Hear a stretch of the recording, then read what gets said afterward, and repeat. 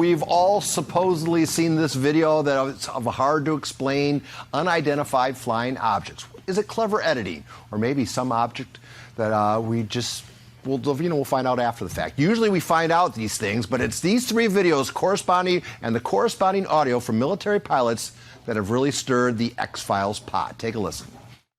Look at this thing. It's rotating.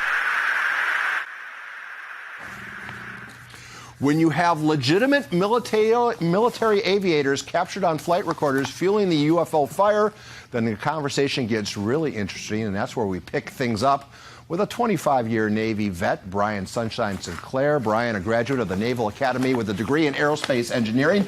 You don't achieve what you've achieved in life without being a very serious guy. Look at me.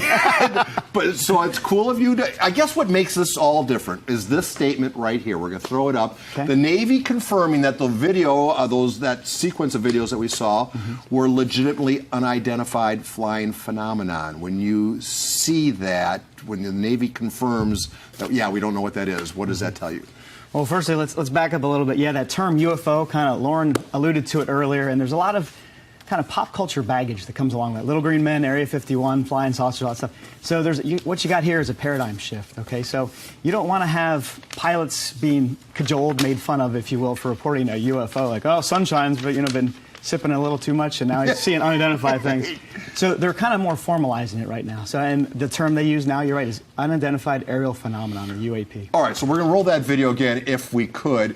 I guess the characteristics of its sharp turns, the change in altitudes.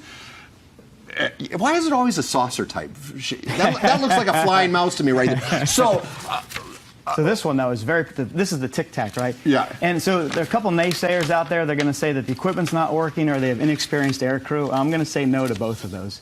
So I've been flying for about 15 years, so 2,800 hours, which is just day in and day out for 15 years. I've used this forward-looking infrared camera, which you see here on display, many, many times. Very comfortable with it and all the symbology associated. And to me, that is a very, very well-working, well-tuned infrared device right there. All right, so it's working. Yeah. So you're in the cockpit. You're seeing this. What are you saying? Same thing. Holy cow! Now I'm not saying this on the radio. I'm saying this to the guy in the back, which is the recording you hear. Right. I'm like, holy cow! What is this? I have no clue. So, and it's but also these guys are very experienced. For example, the Dave Fravor, if you heard. So he was the skipper of VFA 41 back in 2004, and this is off the coast of San Diego here. You know, that Tic Tac video, if you will. So he's very well experienced. He knows what's going on. It's day. He's got a guy in the back seat. He's got another airplane with him with another two guys. So you got four guys out there. So between the four of them, they can kind of figure out what's going on. All right. So we pulled some video of some generic UFOs. I'm curious. You've spent a lot of time either with yourself up 40,000 feet above or with a buddy. Yeah. How many strange, weird things have you seen? Honestly, none. Yeah, none at all. So, and usually what will happen is a lot of these can be dismissed as kind of illusions. So think of low light conditions, kind of sunset or maybe darkness, pure darkness, and you'll have exoatmospheric or stuff coming in from space getting burned up in the atmosphere can be one of them. But now also, as you start to lose your reference points as it gets darker, right, for the human body, there's a lot of illusions that occur. So those illusions could be also predicated upon weather balloons, as an example. I've seen that out there. Low light conditions, so sunset, let's say, so I'm down low, it's dark, but up high, it's still light. Weather balloon, very reflective, stationary, big object, it acts as a reflector. So sometimes you see a stationary light, it doesn't show up on the radar, or maybe it does, but it's not moving.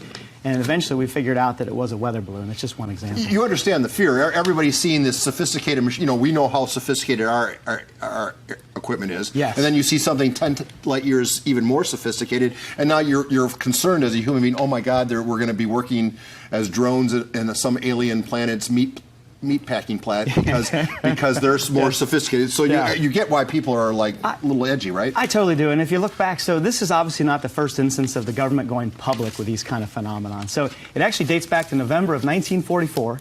So our Allied pilots in the skies over both Europe and the Pacific Theater, they were seeing these glowing orbs that seemed to move in an intelligent fashion. So what I mean by that is they're actually kind of taunting or flying alongside the aircraft.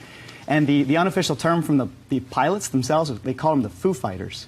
So it's back to you got the band obviously starts with here, but then you got Project Blue Book in the 50s and 60s, you know, and they eventually brought that stuff forward, and then now you have used to have the Advanced Aerospace Threat Identification program, right, from 2007 to 2012, about 22 million. And the thing that all those agencies have in common is they're trying to figure out, just like you said, Paul, is it a threat? So both on the strategic level, but also just on the immediate safety level. So strategic level, hey, is it the bad guys? They've got new technology we need to watch out for. We don't want to be surprised on a strategic level. Or is it more an immediate threat to safety? Because you got these guys zipping around there doing their dogfighting and whatnot, and you don't want to have an interloper guy flying in there with whom you can't talk, so you might run into the good guys. While we're